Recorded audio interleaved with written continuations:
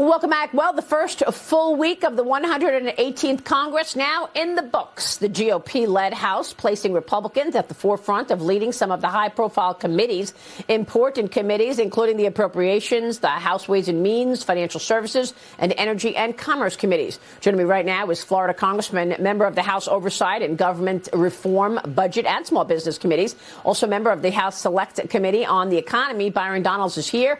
Congressman, it's great to see you. Thank you so much for being here. You are also on this new House Steering Committee responsible for the decisions about committee member appointments. Tell us how it went and what went into your decisions and your conversations with the Speaker in terms of who should lead these committees. Well, first, good morning. Good to be with you. I'll tell you, being in the room when these decisions are being made, the Republican Party, we really have an embarrassment of riches. The gentlemen who are applying to lead these committees were incredibly talented, and they were tough choices.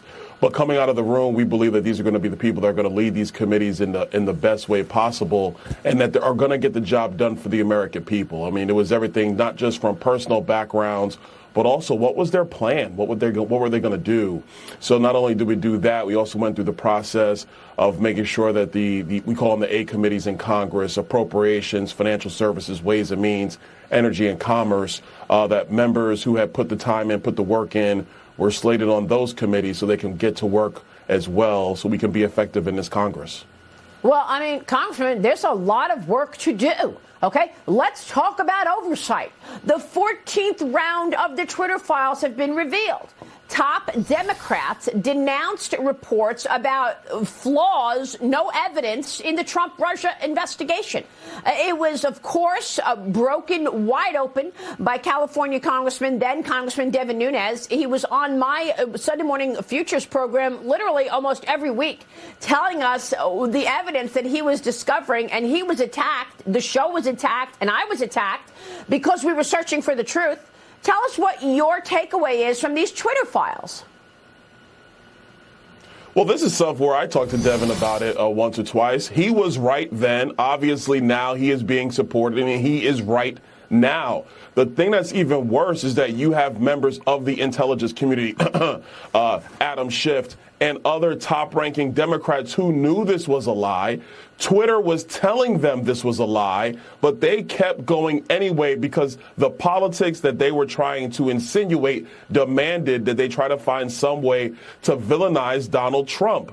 And so now it's basically taken Elon Musk to take control of one of these companies to understand the truth, that the Democrats have been working in conjunction with corporate America to suppress information, to put out misinformation, and to try to cast aspersions against Donald Trump and the Republican Party. There's going to be more investigations about this because this is a type of thing you cannot have in the United States of America.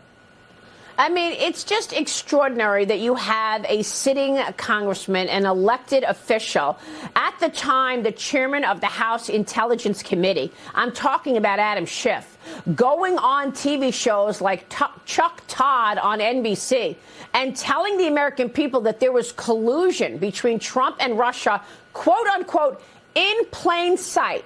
Why does he get a pass to lie? He was the chairman of the Intel Committee. We know he knew otherwise, OK? We know that he had the evidence. He was in the Schiff. He was looking at the documents. He was conducting open testimony. We know he knew otherwise. How does he get away with going on TV and lying to the American people that there's collusion in plain sight? Where's the accountability?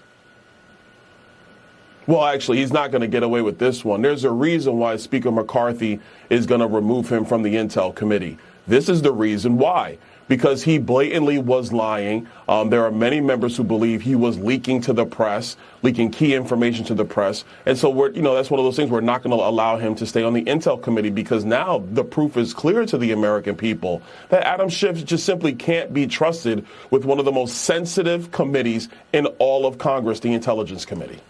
Well, I mean, there's even a bigger story here, and that is the threat of communist China. We know that the CCP wants to be the #1 superpower overtaking America. We know that CCP-tied officials sent tens of millions of dollars to the Biden family. All that's out in the open. It's on the Biden laptop. Now we've got Attorney General Merrick Garland confirming that there will be a third batch of classified documents investigated because they were found, this time, in Biden's Delaware home, okay? And Joe Biden is admitting that, oh, yeah, they were in my garage, but my garage is locked up because it's near my Corvette.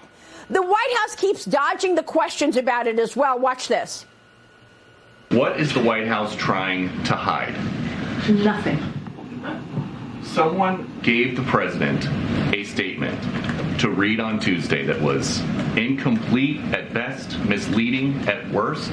He takes classified information and documents very seriously. That's what he said. He said that he did not know that the records were there. He does not know what's in them. Congressman, I mean, this is outrageous. No, I agree with you, Maria. This is completely outrageous, and we're going to get to the bottom of this, too. A couple things for the American people.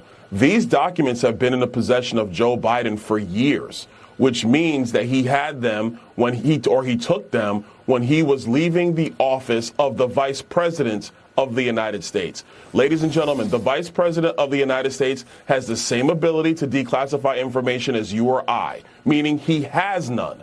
And so what happens is that this is information that the vice president at the time should not have had in his possession, definitely does not have the ability to remove said information, and just a reckless disregard for how to secure those documents is a whole other thing together. Second thing, what has taken 6 years to find these documents? Nobody knew they were laying around the place. And the third thing, and this is the one that's most concerning to me, I want to go back to the first batch of docs at the Penn Biden Center.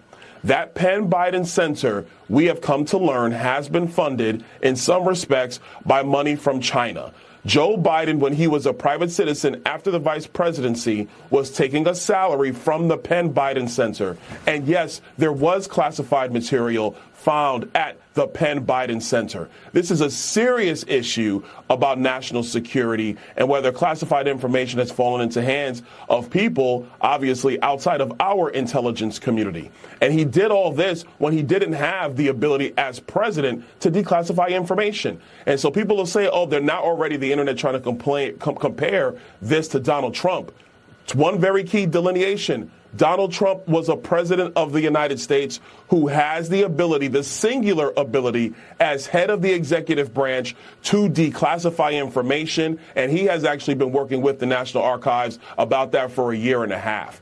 We have a serious problem with elements of our government choosing when and how to use all of their tools, namely raids, to suit their purposes. There was no need to raid Mar-a-Lago, especially in light of now the third batch of documents that have been found in the possession of Joe Biden from before his time as president of the United States. Yeah, well, let's not forget that they knew all of this before the midterm elections. And once again, they sat on it. So you got the FBI sitting on the Hunter Biden laptop. You got the DOJ sitting on the additional documents, classified documents found in Biden's possession right before the election. This is all election interference. And we don't know if the Chinese Communist Party had access to any of these documents sitting in his quote unquote locked garage with his Corvette.